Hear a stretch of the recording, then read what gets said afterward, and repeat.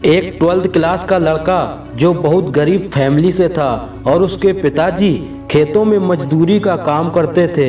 इसने एक फैसला लिया कि मैं अब पिताजी का हाथ बटाऊंगा और उसके साथ पढ़ाई करूंगा। तो ये दिन के 12 घंटे लोगों के गंदे जूतों में पॉलिश करने लगा और रात में पढ़ाई करता था। इसने ठान लिया कि मैं टॉपर बनूंगा, चाहे कुछ भी करना पड़े। और फिर धीरे धीरे समय बीतता गया और इसके एग्जाम्स स्टार्ट हो गए। इसने फुल तैयारी के साथ सारे एग्जाम दिए और कुछ महीने बाद इसका रिजल्ट आया तो इसकी खुशी का ठिकाना नहीं रहा। इसने 500 में 465 यानी 93% लाकर स्कूल में टॉप किया और इसके माँ बाप ने बधाई दी कि बेटा इतनी मेहनत का काम करता था फिर भी तू स्कूल में टॉप आया।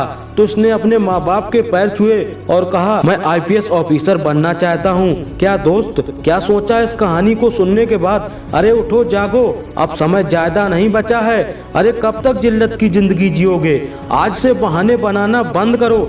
याद रखना, जो इंसान वक्त पर पसीना नहीं बहाता वो बाद में आंसू बहाता है और उस समय उस आंसू की कोई कद्र नहीं होती।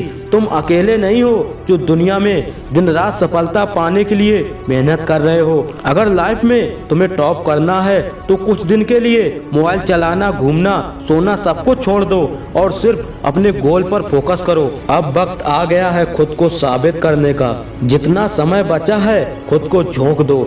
अरे जब एक गरीब फैमिली का लड़का टॉप कर सकता है तो आप क्यों नहीं? दोस्त माँ बाप का सहारा बहुत ले चुके हो, अब वक्त आ गया है उनका सहारा बनने का। अरे तुम्हें चमकाने के लिए कुछ नहीं बल्कि बहुत सारे सपने अधूरे रह गए हैं तुम्हारे माँ बाप के।